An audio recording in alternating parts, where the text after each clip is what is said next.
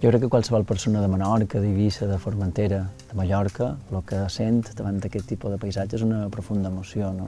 Jo, a més, me sent molt lligat, no, en aquest paisatge de la Serra Tramuntana també perquè vaig tenir l'oportunitat de negociar davant les institucions internacionals que aquesta serra fos patrimoni mundial de la humanitat, no?